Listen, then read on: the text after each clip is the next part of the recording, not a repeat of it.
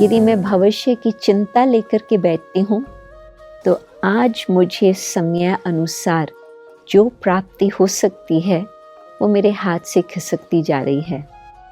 Past से तो मैं दुखी हूँ ही, वो तो है ही, तो मुझे उसको भी फिनिश करना है। परंतु भविष्य अभी तक कुछ है नहीं और मेरी इमेजिनेशन से ही मैं डर रख करके पता नहीं अब जो समय है उसको वेस्ट करती जा रही हूँ। परंतु यदि हम इस समय को वेस्ट न करें, अभी श्रेष्ठ संकल्प करें और उससे फ़ायदा उठाएं तो हमारा भविष्य बहुत ही सुंदर हो सकता।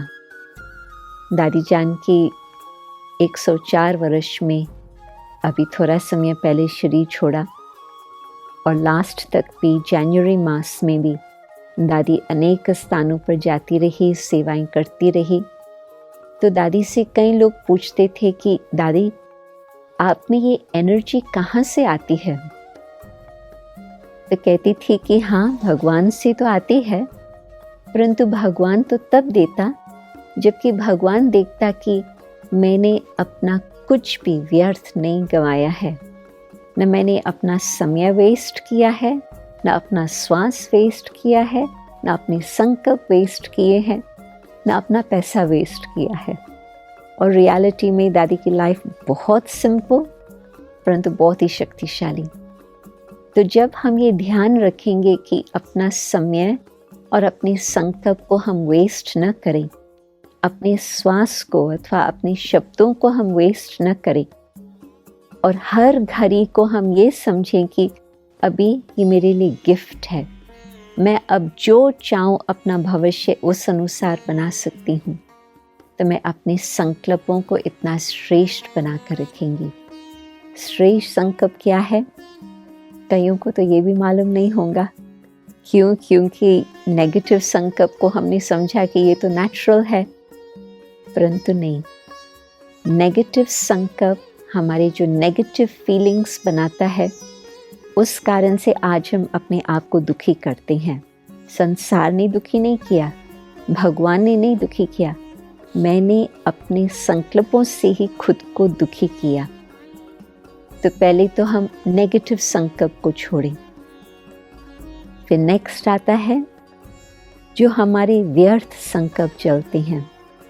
आपने देखा होगा कि कोई भी बात होती है, दूसरे की बात, परंतु मेरे कान सुन रहे हैं और फिर मैं उसकी पूछताछ भी करेंगी, ऐसे क्यों हुआ, क्या हुआ, मतलब क्या था उसका, जबकि हमारा काम ही नहीं है।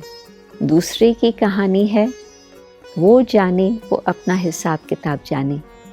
न मेरा उसके साथ कुछ लेन देन है, न मुझे उसमें कुछ फ़ायदा होगा। तो हम जहाँ ज़रूरत है अपनी एनर्जी को यूज़ करें। जहाँ मेरी एनर्जी ज़रूरत ही नहीं है, मैं क्यों वहाँ पर यूज़ करूँ? तो जो व्यर्थ हमारे संकल्प चलते हैं, उससे हमारी बहुत व्यर्थ एनर्जी जाती है। जब माइंड का कंट्रोल होता, बुद्धि इतनी शक्तिशाली है, जो घोड़े को पकड़ के रखा है, लगाम को हाथ में अच्छी तरह से रखा है, तो हम अपने व्यर्थ संकल्पों को भी फिनिश कर सकेंगे।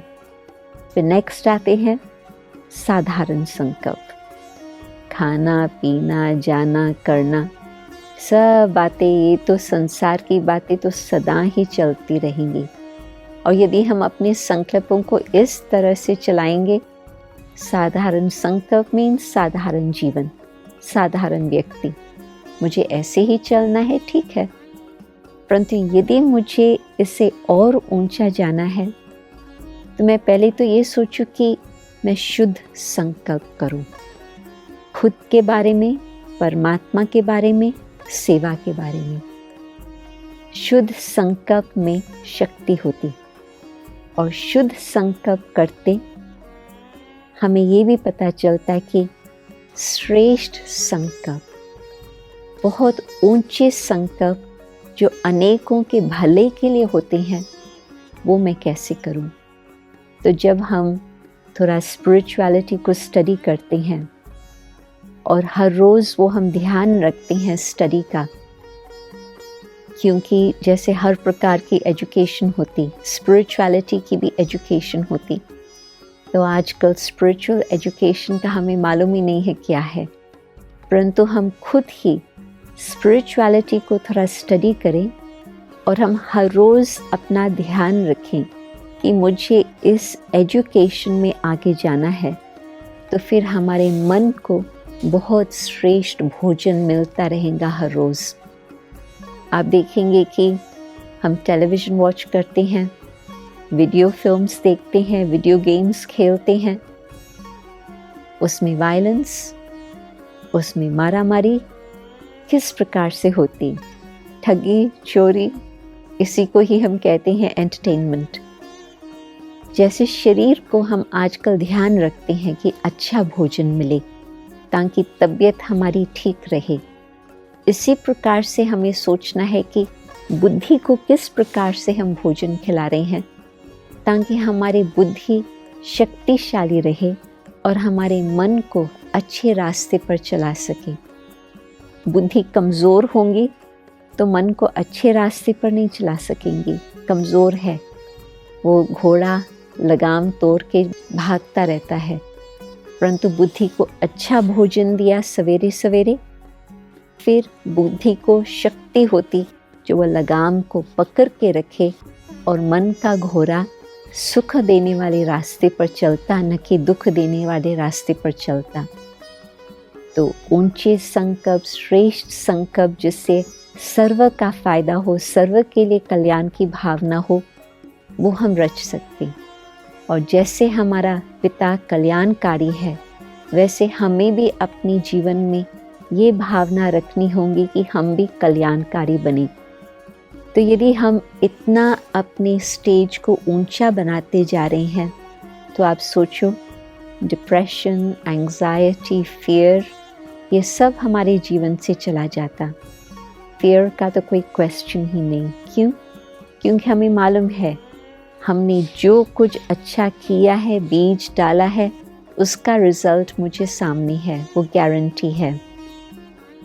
और फिर यदि हम फालतू समय अपना एंग्जाइटी में यूज़ करती, वरी में यूज़ करती, वो मुझे एनर्जी कम कर लेता, मुझे नहीं चाहिए वो। अभी मुझे अपने संकल्पों की वैल्यू है, मुझे अपने संकल्पों को राइट रास्ते पर चलाना है।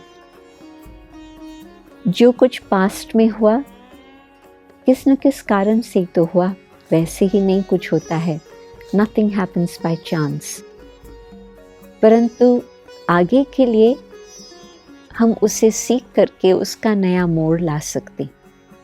यदि हम कहते हैं डेस्टिनी, तो फिर डेस्टिनी तो क्या मालूम क्या होगा। अच्छा ठीक है, जो कुछ हुआ दैट्स डेस्टिनी, परंतु आगे का तो वो हमारे भविष्य हमारे हाथ में है। तो हम डिप्रेशन न रखें कि पास्ट में ये हुआ, ये हुआ, ये हुआ। हम रादर उम्मीद रखें कि अब मुझे बहुत कुछ भगवान द्वारा प्राप्ति हो रही है और मुझे अपना जीवन बहुत अच्छी तरह से आगे चलाना है। मैं यदि ये संकल्प करेंगी तो आप सोचो कि आपकी जीवन साधारण नहीं रहेंगी, आपकी जीवन बहुत ऊंची रहेंगी और आपके द्वारा अनेकों को भी बहुत सारी प्राप्ति होंगी। तो आप ऐसे ही अपने जीवन को बना करके रखें, तो आपकी जीवन आज भी सुख शांति संपन्न हो सकती और आपके द्वारा आपके परिवार को भी वो सुख और शांति, चाहे वो जो आपके पहचान वाले होंगे, नेबरहुड में, काम पर, जहाँ भी आपको जानने वाले, मिलने वाले होते हैं, आप सब, आपके द्वारा सबको वो सुख और शांति की प्राप्ति होती ही रहेंगी। तो ये मैं उम्मीद रखती हूँ कि स्पिरिचुअलिटी का आप थोड़ा और आगे जांच करेंगे, स्टडी करेंगे, जीवन में धारण करेंगे, तो आपको यही अनुभव होगा। ओम शांति।